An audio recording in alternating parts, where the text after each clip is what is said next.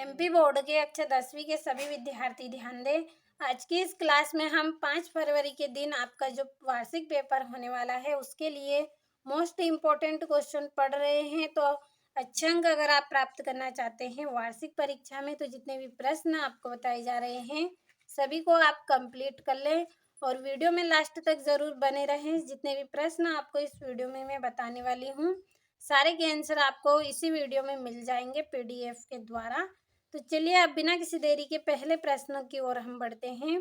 तो ये आपका पहला प्रश्न है जिसमें सही विकल्प आपको करना है। पहला है बाल गोविंद भगत क्या काम करते थे? तो खेती बाड़ी करते थे। दूसरा है शब्द गुण के कितने प्रकार होते हैं? तो 3 प्रकार होते हैं। तीसरा है भोलेनाथ किसे देखकर सिसकाना भूल गए? तो अपने साथी बच्चों को खेलता हुआ देखकर सिसकाना भूल गए। चौथा है प्रयोगवाद के जनक माने जाते हैं, तो कौन माने जाते हैं? अज्ञे। पांचवा है सुर सरावली के कवि का क्या नाम है? तो सूरदास इनका नाम है। अब चलिए छठे सही विकल्प की ओर हम बढ़ते हैं। ये आपका छठा है चौपाई में कितनी मात्राएं होती हैं? तो 16। और दूसरा प्रश्न है जिसमें रिक्त स्थान आपको करने हैं, तो सभी को मैंने भर दिया है। एक बार हम इनको अच्छे से समझ लेते हैं। पहला है अर्थ के आधार पर वाक्य डेढ़ प्रकार के होते हैं, तो कितने प्रकार के होते हैं? 8 प्रकार के होते हैं।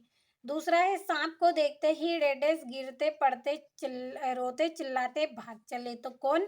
बच्चे। तीसरा है तुलसीदास डेढ़ शाखा के श्रेष्ठ कवि हैं, तो राम भक्ति शाखा के श्रेष्ठ कवि हैं। चौथा है महाकाव्य में जीवन का डेढ़ होता है, तो चित्रण होता है समग्र जीवन का। पांचवा है छंद डेढ़ प्रकार के होते हैं, तो 2 प्रकार के होते हैं छंद। और बाल गोविंद भगत का बेटा था कैसा था? सुस्त तथा बोधा। और ये आपका तीसरा प्रश्न है जिसमें जोड़ी आपको करनी है, तो चलिए इनको भी हम जल्दी से पढ़ लेते हैं। पहली जोड़ी है नाटक सम्राट, तो किसे कहा गया है? जयशंकर प्रसाद को। दूसरा है रामवृक्ष बेनीपुरी, तो इसकी जोड़ी आएगी पिता के फूल। दूसरा है परिमाण वाचक, तो तीसरी जोड़ी रहेगी क्रिया के परिमाण का बोध। चौथी है हिरोशिमा, तो इसका आंसर आएगा आपका रेलगाड़ी में लिखा हुआ, मतलब रेलगाड़ी में लिखा था इसको। और पांचवा है वाराणसी, तो इसका आंसर आएगा आपका जयशंकर प्रसाद का जन्म स्थान है वाराणसी। छठा है आवश्यकता से अधिक बढ़ा चढ़ाकर कहना, तो अतिशयोक्ति अलंकार होता है, उसमें आवश्यकता से अधिक बढ़ा चढ़ाकर कहना होता है। ये आपका चौथा प्रश्न है जिसमें एक वाक्य में उत्तर करने हैं। तो पहला है एक से अधिक अर्थ व्यक्त करने वाले शब्दों को क्या कहते हैं? अनेकार्थी शब्द। दूसरा है लोकोक्ति या कहावत किसे कहते हैं? तो इसका आंसर आपको करना है। और तीसरा है ड्राइवर कम गाइड का क्या नाम था? तो जितेन नारगे। चौथा है शिव का धनुष किसने तोड़ा था? तो श्री राम ने। और भयानक रस का स्थायी भाव क्या है? भय। और हजारी प्रसाद द्विवेदी किस युग के लेखक हैं? तो छायावाद के लेखक हैं हजारी प्रसाद द्विवेदी। और ये पांचवा प्रश्न जिसमें सत्यासत्य है, तो सभी को मैंने कंप्लीट कर दिया है। पहला आपका असत्य है, दूसरा भी असत्य है, तीसरा सत्य है और चौथा पांचवा छठा आपका असत्य है। तो अच्छे से आप कंप्लीट करते चले। और ये यहाँ से आपका छठा प्रश्न है। 2-2 नंबर के प्रश्न यहाँ से आपके स्टार्ट हुए हैं और जितने भी प्रश्न यहाँ से आप पढ़ रहे हैं सभी के आंसर आपको मिल जाएंगे, बस वीडियो को आपको लास्ट तक देखना है। तो चलिए पढ़ते हैं छठे प्रश्न को। छठा है भगत ने अपने बेटे की मृत्यु पर अपनी भावनाएं किस प्रकार व्यक्त की? और गांव का सामाजिक सांस्कृतिक परिवेश आषाढ़ चढ़ते ही उल्लास से क्यों भर जाता है? और 8वें प्रश्न में रामवृक्ष बेनीपुरी अथवा भदंत आनंद कौशल्यान का साहित्य परिचय लिखना है आपको निम्न बिंदुओं के आधार पर। दो रचना भाषा शैली। और 9वें प्रश्न में मुहावरों का अर्थ वाक्य में प्रयोग करना है या फिर आप समास विग्रह कर सकते हैं और समास का आपको नाम बताना है। पहला है दशानन और दूसरा है लाभ हानि। और 10वां है प्रकृति के इस अनंत और विराट स्वरूप को देखकर लेखिका को कैसी अनुभूति होती है? और इति काल के 2 कवियों के नाम तथा उनकी एक-एक रचना का नाम लिखना है। और ये आपका 12वां मंगलेश डबराल अथवा सूर्यकांत त्रिपाठी निराला का काव्यगत परिचय आपको करना है, 2 रचनाएँ और कला पक्ष और कवि के अनुसार फसल क्या है आपका 13वां प्रश्न है। तो अच्छे से आप कंप्लीट कर ले, भरोसा रखें। वार्षिक परीक्षा के लिए मोस्ट इम्पोर्टेंट क्वेश्चन ही आपको बताए गए हैं, तो अच्छे से कंप्लीट कर ले। और ये आपका 14वां प्रश्न है और ये 15वां वीर रस की परिभाषा उदाहरण सहित आपको लिखना है और पुनरुक्ति प्रकाश अलंकार की परिभाषा उदाहरण सहित करनी है। और एकांकी किसे कहते हैं, 2 एकांकियों के नाम और उनके लेखक सहित आपको बताना है।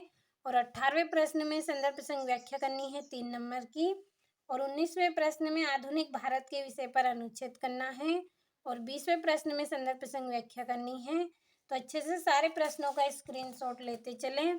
भरोसा रखें, वार्षिक परीक्षा में यही प्रश्न आपको देखने को मिलेंगे। मोस्ट इम्पोर्टेंट क्वेश्चन ही बताए गए हैं, तो अच्छे से कंप्लीट कर ले। और ये 21वां प्रश्न है, इसमें लाउड स्पीकर बंद करवाने के लिए जिलाधीश महोदय को एक आवेदन पत्र करना है। और 22वें प्रश्न में किसी एक विषय पर निबंध करना है और ये आपका अंतिम प्रश्न है जिसमें अपठित गद्यांश दिया गया है, तो अच्छे से कंप्लीट कर ले आप सारे प्रश्नों को। 6ठा प्रश्न है और ये इसका अथवा और ये 7वां प्रश्न है और सारे प्रश्नों के आंसर मैंने आपको बताए हैं, तो अच्छे से आप कंप्लीट कर लें। और ये यहाँ से भी और ये इसका अथवा और ये 9वां प्रश्न है और ये इसका अथवा और ये 10वां। समय आपके पास कम है, तो अच्छे से आप कंप्लीट कर लें।